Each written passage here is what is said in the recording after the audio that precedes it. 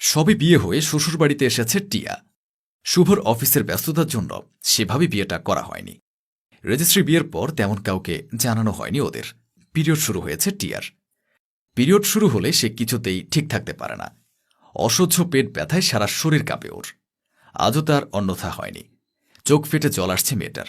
কি করবে কিছুই বুঝে উঠতে পারছে না। এটা বাপের বাড়ি হলে চুপচাপ ঘর বন্ধ করে শুয়ে থাকত।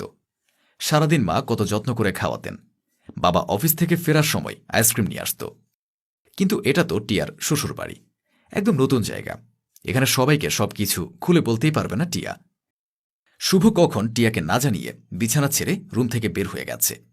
একবার অন্তত তাকে জিজ্ঞেস করতে পারত সে কেমন আছে। অথচ শুভ সেটা করেনি। রুমের মধ্যে এখন টিয়া একা। নিজের অবস্থার কথা শুভ ছাড়া আর কাকেই বা বলবে। কোনো রকমে বিছানা ছেড়ে উঠে ঘরের মধ্যে পায়চারি করার চেষ্টা করছে সে। পা ফেলতেও ভীষণ কষ্ট হচ্ছে। তবুও জোর করে পা ফেলতে হচ্ছে। হঠাৎ টিয়া শাশুড়ি বলল, কি গো, তুমি এখনো রেডি হওনি? ঘর ভর্তি আত্মীয় স্বজন, নতুন বউয়ের এই অবস্থা, বাসি কাপড়টাও ছাড়েনি। এই মেয়েকে নিয়ে আমি যে কি করি।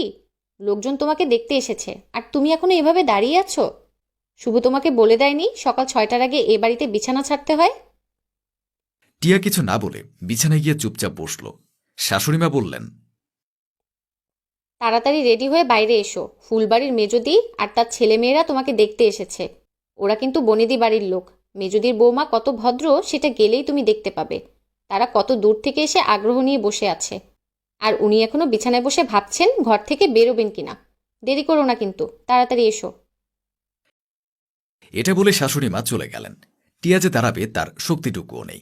পেট চেপে ধরে উঠে দাঁড়ালো টিয়া। 7-5 ভাবতে ভাবতে আলমারি থেকে একটা নরম শাড়ি বের করল টিয়া। তারপর সেটাকে কোনো রকমে গায়ে জড়িয়ে চিরুনি দিয়ে নিজের চুলগুলো একটু সমান করে নিল। এদিকে পেটটা যেন কামড় দিয়ে উঠছে। নিজেকে কোনো রকমে সামলে আত্মীয় স্বজনদের সামনে গিয়ে দাঁড়ালো টিয়া।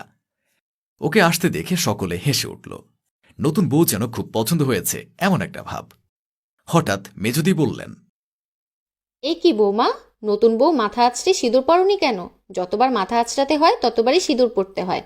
কি রে ছোট, তুই কি তোর বৌমাকে ঠিক করে সিঁদুর পরতেও শিখিয়ে দিসনি? এটা তো একটা সাধারণ বিষয়, ও না হয় জানে না, তুই তো জানিস। তুই যখন ওকে রেডি হতে বলে এলি তখনই তো সিঁদুরটা পরে আসতে বলতে হতো।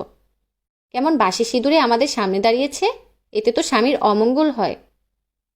মেজদির কথা শুনে শাশুড়িমা টিয়ার মাথার দিকে তাকাল। তারপর দেখল সত্যি টিয়া মাথাটাকে আঁচড়ে সিঁদুর ঠেকায়নি। কি যে করো না বৌমা, কোনো কাজটাই তোমার দ্বারা ঠিকঠাক হয় না। অন্তত তোমার মাকে এই ছোট জিনিসটা শিখিয়ে দিতে হতো। যাকগে, এবার থেকে যখনই মাথা আঁচড়াবে তখন সিঁদুরটা আরেকবার পরে নিবে। মাথা নেড়ে সম্মতি জানিয়ে সবার সাথে হাসি মুখে কথা বলল টিয়া। কথার মাঝে শাশুড়িমা বললেন, বৌমা, গুরুজনদের চা খাওয়াতে হবে না? তুমি রান্নাঘরে যাও, ওনাদের জন্য চায়ের ব্যবস্থা করো। এক্ষুনি আনছি মা, আপনি মেজুমায়ের কাছে বসুন, আমি তাড়াতাড়ি নিয়ে আসছি।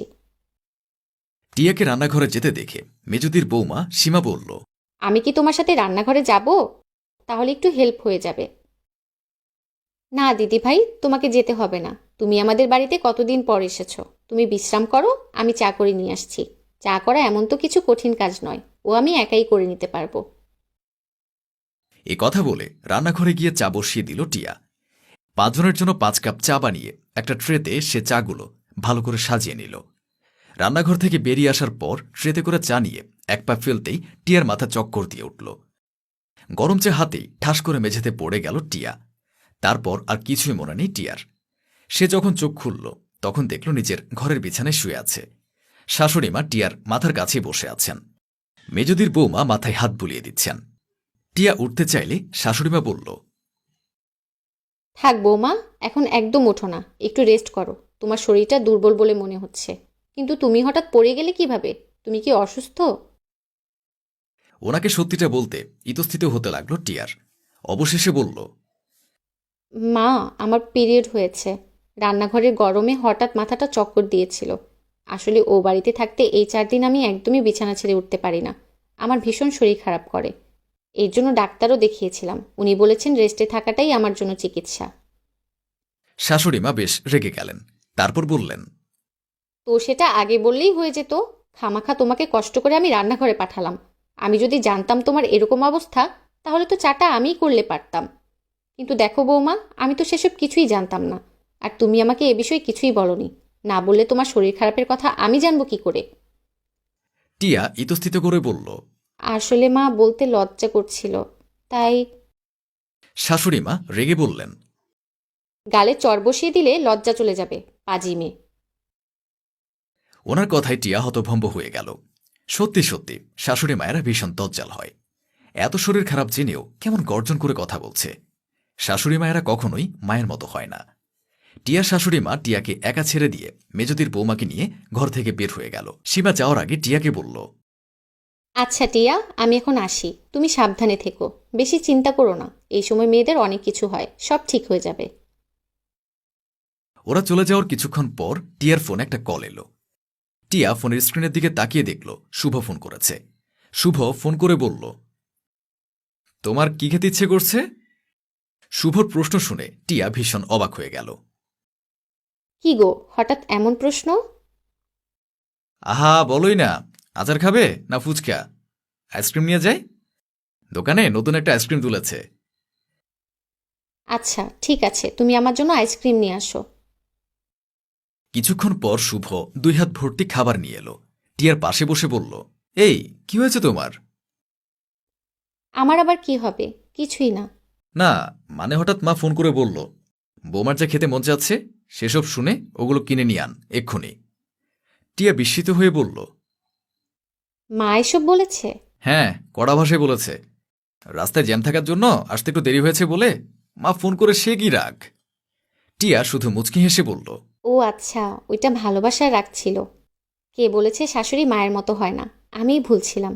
শুভ মাথা চুলকে বলল, কিছুই তো বুঝতে পারছি না, কি যে বলো, সব মাথার উপর দিয়ে যাচ্ছে। টিয়া বিছানা ছেড়ে উঠে শুভর মাথার চুলগুলো নাড়িয়ে দিয়ে মায়ের ঘরে এলো। উনি টিভিতে সিরিয়াল দেখছেন। মায়ের পাশে কিছুক্ষণ বসে থেকে মাকে শক্ত করে জড়িয়ে ধরল। মা বললেন, ও মা গো, এত জোরে জড়িয়ে ধরছো কেন? কি ব্যাপার? মেজদিরা এইমাত্র গেল। টিয়া মাকে আদর করে বলল, না, ছাড়বো না। সারা জীবন এইভাবেই জড়িয়ে ধরে থাকবো। অন্য কাউকে তো ধরিনি, নিজের মাকেই জড়িয়ে ধরেছি। কেন ছাড়বো? হ্যাঁ, থাক থাক, আর আদিক্ষেতা করতে হবে না। হয়েছে হয়েছে, ঢং করতে হবে না অত।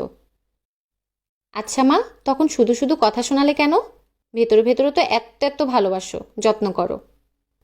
মা অভিমানী স্বরে বলল, অসুস্থতার কথা লুকিয়ে রাখার জন্য। আমার থেকে কিছু লুকালে এভাবেই বকবো। আমি তো তোর নিজের মা। পাগলি মেয়ে, আমাকে কিছু লুকাতে আছে? যথা আজ্ঞা মহারানী, আর কোনোদিন কিছু লুকাবো না, কথা দিচ্ছি। মা টিয়ার গালে আদর করে বলল, পাগলি মেয়ে একটা। পাগলি হই আর যাই হই, তোমারই তো মেয়ে। আই লাভ ইউ শাশুড়ি মা। উপস, সরি, শুধু মা। কে বলেছে তুমি আমার শাশুড়ি? তুমি তো আমার নিজের মা। দরজার ওপাশে দাঁড়িয়ে থেকে মা আর বউয়ের এমন ভালোবাসা দেখে শুভ আনন্দে আত্মহারা হয়ে গেল। আর ভাবল এভাবে একটা সংসার সুন্দর হয়ে ওঠে। শুধু ভেতরের ভালোবাসার বহিঃপ্রকাশ দরকার।